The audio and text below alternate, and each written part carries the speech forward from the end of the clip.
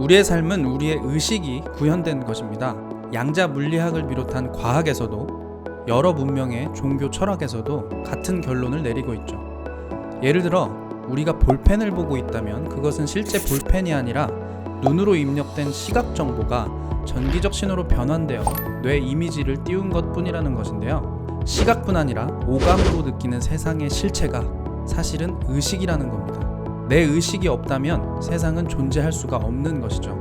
어떤 책들은 이런 양자 물리학의 성과를 토대로 세계적 베스트셀러가 되기도 했는데요. 의식과 물질의 본질이 같기에 간절히 원하면 이루어진다는 내용을 담고 있죠. 하지만 이런 책들은 무의식의 다양성을 간과했습니다. 사람들의 무의식이 천차만별이기에 세상이 이토록 다채로울 수 있다는 것을요. 아무리 생생히 상상하고 믿으려 해도 믿어지지 않는 것이 있는 것이죠. 내 무의식이 믿기 쉬운 것은 믿어지고 그렇지 못한 것은 믿어지지 않는 것입니다. 공부벌레가 축구선수로 꿈을 전향해서 EPL 득점왕 손흥민처럼 된 모습을 생생히 상상한다 한들 그게 믿어질까요? 결코 그럴 수 없을 겁니다. 다른 예에서도 마찬가지죠. 내 무의식도 함께 믿을 수 있는 것만이 현실로 나타날 수 있습니다. 그러면 우리의 무의식은 무엇으로 만들어져 있을까요? 무의식을 이해하는 데 유용한 도구는 사주명리학과 그 시대를 차지한 세계관입니다. 더 깊게는 영성도 존재하죠. 오늘은 사주명리학과 세계관의 관계를 중심으로 무의식 구조를 살펴보겠습니다. 사주는 그 사람의 선천적 기질이며 세계관은 그 기질을 시대에 맞게 재구성하죠. 쉽게 말해 같은 사주를 지닌 사람이라도 그가 조선시대에 태어났다면 상업을 천시했던 성리학적 세계관을 가졌을 겁니다. 그에 따라 돈을 멀리하는 쪽으로 사주를 쓰고 있을 거예요. 하지만 현대사회에 태어났다면 자본주의, 신자유주의 세계관에 따라 돈을 최대한 많이 버는 쪽으로 사주를 활용하고 있겠죠. 따라서 사주를 풀이할 때 세계관을 반드시 고려해야 합니다.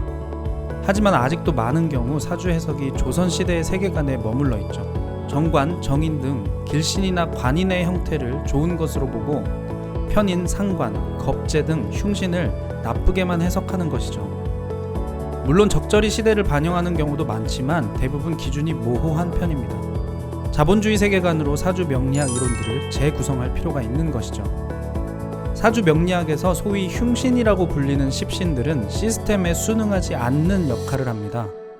첫 번째로 상관은 관을 상하게 한다는 말처럼 국가나 조직의 관습과 문화를 깨려고 하는 기운이죠.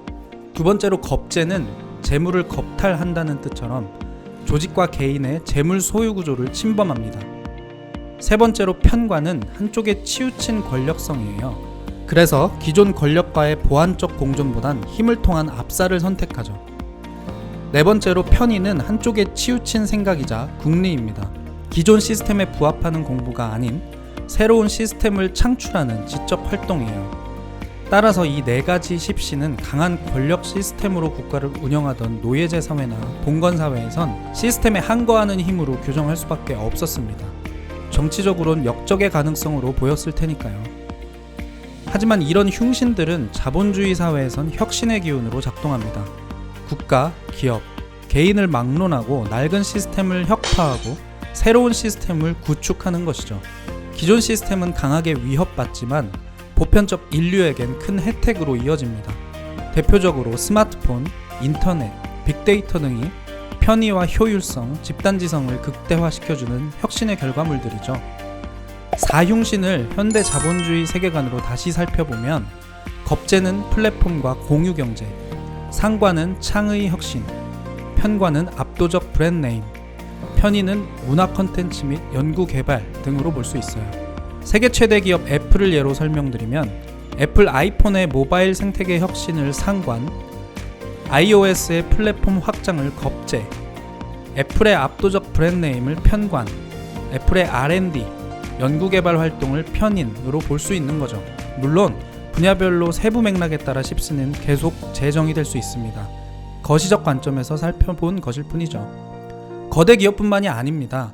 현대사회는 매우 복잡하고 다양하기 때문에 여러 분야에서 관습을 깨는 솔루션은 곧 경쟁력 있는 사업 아이템입니다. 또한 세상의 변화 속도가 매우 빠르기 때문에 혁신이 일상이 된 환경이라고 해도 과언이 아닌데요. 그래서 기업들은 하루도 빠짐없이 위기경영 체제인 것이죠. 혁신의 수요가 많은 시대라고 할 수 있어요. 사주 명리학적으로는 흉신의 수요가 많은 겁니다. 자신의 사주가 흉신이 많다면 불만쟁이에 그칠 것이 아니라 솔루션을 내놓는 데까지 나아가셔야 하는 이유입니다. 불만쟁이에 그친다면 시스템에서 소외된 채로 평생을 부정적으로 살 수밖에 없을 테니까요. 불평과 불만을 해소하는 것이 곧 혁신이자 솔루션이라는 것을 잊지 마세요. 흉신들에겐 크든 작든 자신만의 시장을 개척하는 것이 중요합니다. 지구는 넓고 시장은 매우 다채롭기 때문이죠. 자신이 관심 있는 시장에서 사람들의 불편과 불만을 통찰하고 해결한다면 부를 얻을 수 있습니다. 반면 정인, 정관, 정제, 식신 같은 길신들은 흉신들이 새롭게 창출한 시스템을 보완, 발전시키는 존재들입니다. 새로운 시스템에 순응한 길신들은 큰 혜택을 누리며 그 혜택만큼 반드시 기여해요. 애플이 스티브 잡스라는 혁신가 이후 관리자 팀 쿡을 통해 3천조 기업이 된 과정이 이를 잘 보여주죠. 흉신과 길신의 조화가 우리가 궁극적으로 추구해야 할 모습인 겁니다. 복잡계라고 일컬어지는 현대사회에선 사주가 어떻든 근본적인 기lum은 존재하지 않습니다. 그 쓰임이 어떠하냐에 달려있을 뿐이죠. 사주와 세계관에 대한 이해를 통해 자신을 제대로 바라보셔야 하는 이유입니다. 자신만의 역할을 꾸준히 동료와 함께 해나가신다면 모두가 길해질 수 있습니다. 길신이든 흉신이든 꼭 선한 영향력으로 활용하시기 바라며 이만 마치겠습니다. 감사합니다.